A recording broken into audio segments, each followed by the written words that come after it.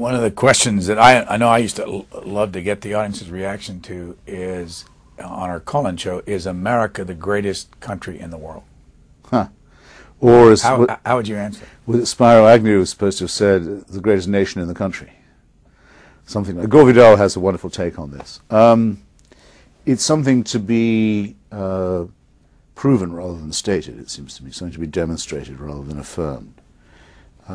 But yes, I would say, in this sense, as someone who used to take pride in being called a revolutionary, maybe sometimes for good and sometimes for slightly callow reasons, but anyway, I'm not ashamed of it.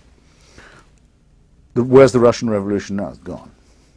Where's the Chinese Revolution now? It's mutated into something completely opposite, different to itself. The Cuban Revolution is moribund at the best. The French Revolution, well, it did have a great effect on the Enlightenment, but it was, and I wouldn't denigrate it, but it's French. The American Revolution, the one that says, build your republic on individual rights, not group rights. Have a Bill of Rights that inscribes these and that makes them available and legible to everybody. Separate the church from the state. Separate the executive, the judicial, and the political branch. Do all these things. It doesn't sound like much, but it's really a very revolutionary idea. There's hardly a country in the world that wouldn't benefit from adopting those principles. I think that gives the United States a really good claim to be a revolutionary country, as well as, of course, paradoxically, it's a very conservative one. Certainly makes me very glad, very proud to have become a citizen of it. What's the flag in your lapel? That is the flag of Kurdistan. The Kurdish people are the largest people in the world, largest ethnic group, if you like, largest nation that don't have a state. The Qatari and Kuwaiti royal families have a seat and a vote at the United Nations. The Kurdish people, who are perhaps as many as 35 to 40 million, don't have any diplomatic representation at all. But they are a big part of Free Iraq. And so I wear the flag as a sign of solidarity with the revolution in Iraq that removed Saddam Hussein, defeated al-Qaeda, and is trying to build a republic. We've got just about a minute left. You always traveling. Where's your next trip? I don't know. Sorry for such a boring answer. My last trip was to Athens. Maybe that's better. So I've just come back.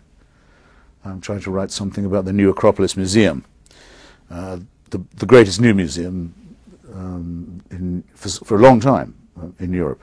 Be opened on 21st of June.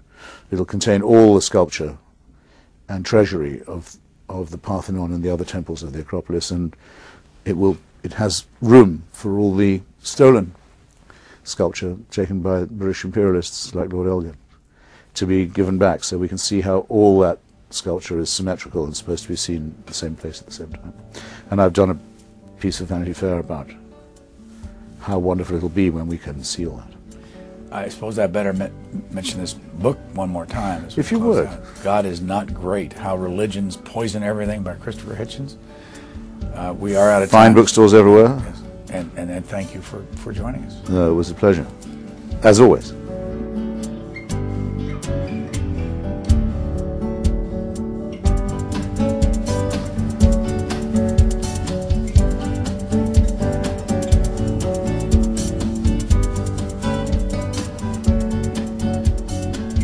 For a DVD copy of this program, call 1-877-662-7726.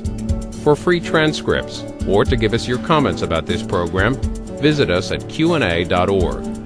Q&A programs are also available as C-SPAN podcasts.